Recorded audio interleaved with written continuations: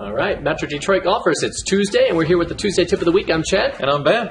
Okay, a lot of you want to hit it farther. We want you to hit it farther. We want to hit it farther. Everybody wants to hit it farther.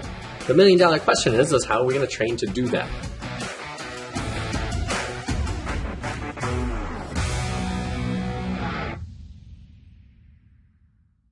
So Ben, what's up with our speed training, and how can you tell everybody around Metro Detroit all about it? Yeah, we're going to give you guys a sneak peek on how we actually train speed when we're at the Golf Leadership Academy. But the first thing that we have to do is we have to explain the whole concept speed out front. Okay, so if you look at our board here, we can just kind of, if you can visualize this being a race car track and you're traveling this direction, the first question that you'd have to ask yourself is, well, where would you jam on the gas in this instance? So Chad, where would you jam on the gas? Let me tell you what I would not do, is I would not hit the gas going into the curve. Right? Could be dangerous, right? Could be dangerous. So if you do that, you crash into turn 4, no good, right? So Ben had talked about speed out front. So all the race car drivers in the crowd, they'll say the same thing, 100% of them. They'll talk about accelerating after the apex.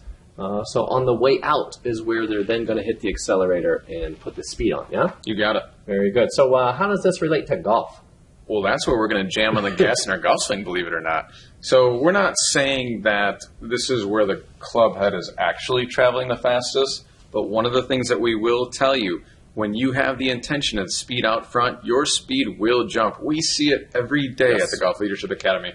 So the goal here, the intention is, club head is going to be traveling the fastest up and to the left, speed out front, pass the ball here. Very good. So it just requires your intention, your try. You don't have to know how, just try to go as fast as you can up and in front. And in reality, the club head's going to go, wait for me, and it's going to whip around the corner faster to catch up, yes? You got it. All right, very good. So we learned this from Michael Romotowski and Jeff Young down in, San Antonio. Yes, down in Texas. Yeah, so basically the best part about this is they have a genius program. It works. Everything that they said would happen happens, and we do it here, and so we're going to walk you through this. So it's a neat way to clean up your technique, too. That's the other nice thing about this whole speed out front concept. It's amazing to us how much the golf swing actually changes as you do this. So you're going to notice that your sequencing maybe changes or your backswing changes because of the intention.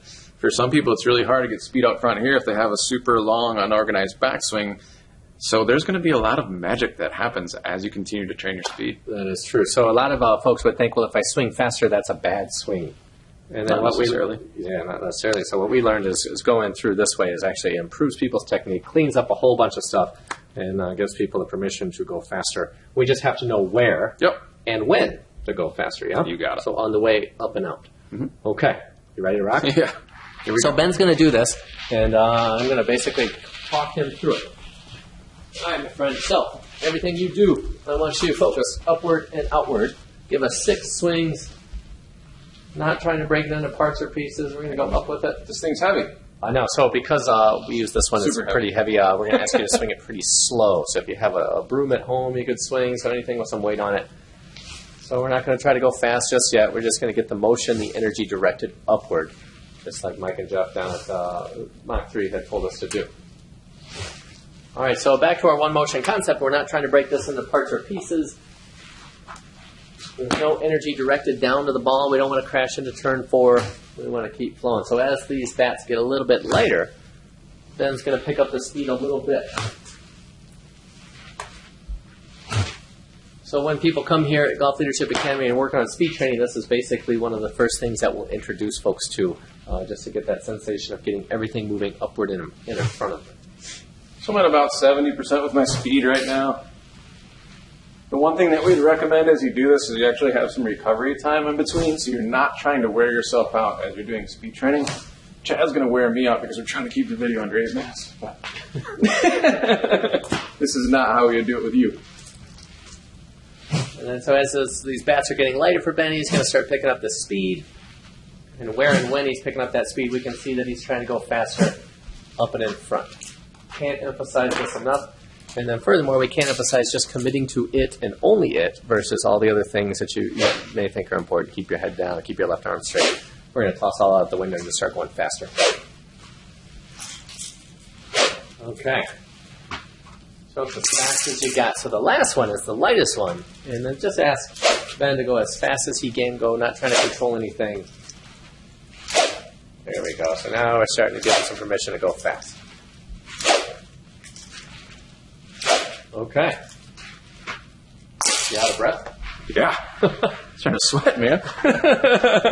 Okay, so I tell you what, Ben, we have these ropes, and these ropes are like gold. These things get your swing organized faster than any other tool. I wish you would have had these things 15 years ago. Yeah, that is true. It would have made our job way easier. Yeah, so in this case, we're just going to try to get the rope or the waves on the rope to get going out in front. So when you catch your breath, go ahead and show us what that can look like. I'm going to move this whiteboard out of your way. Nice thing about the ropes here is you can actually see the speed out front. So what I'm going to try to do here is half backswing. I'm going to try to throw these ropes up towards the ceiling where the speed would be. Here I go. So I'm going to get the rope just so they're nice and smooth to start. I'm going to do this for about 8 seconds.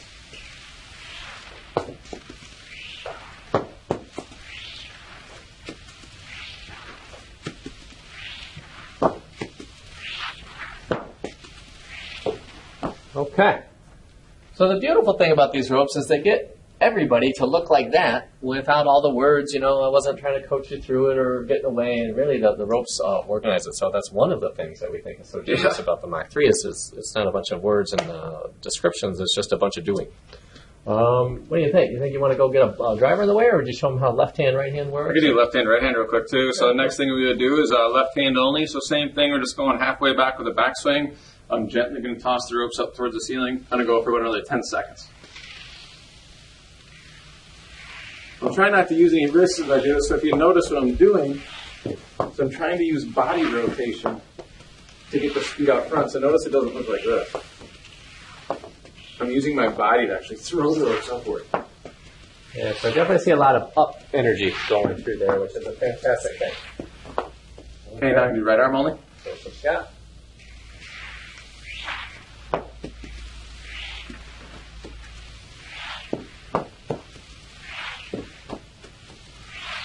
Okay. Two-way? Two-way speed. All right, last one. Let's see how fast it works. Not going to be able to talk soon.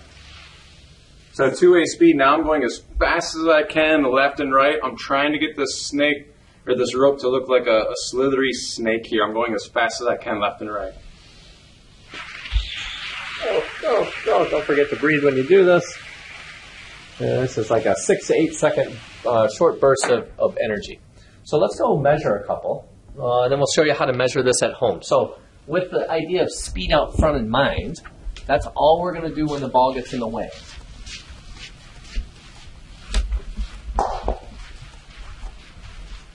So typically what you do in the speed training is you'd get a 5-ball measurement actually before you start your speed training session, and then you'll measure 5 afterwards to see how much you've gained.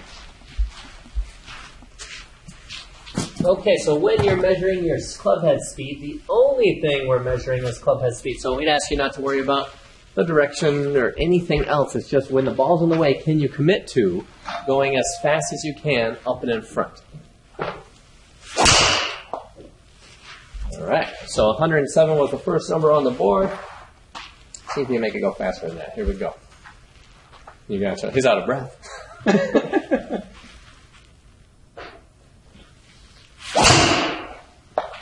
106 last time. All right, come on, baby. Speed up and in front.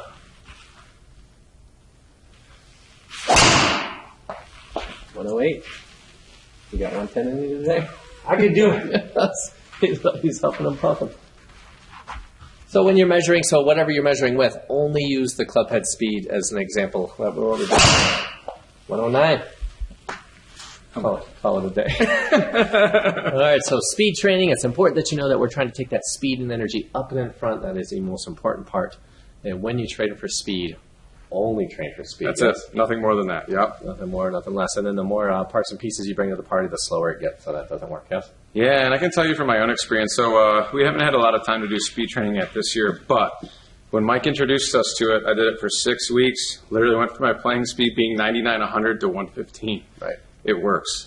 Yes. It definitely works. Same. So I demonstrated one the other day, and I got to 110, which for me, for anybody who knows me, I've never been hitting it long. So at 110, I felt real nice. All right. We hope this Tuesday tip helps you. So get outside, do speed out front, and see what happens. We know it'll help you like it's helped us. So thank you for joining us, and we'll look forward to seeing you next time.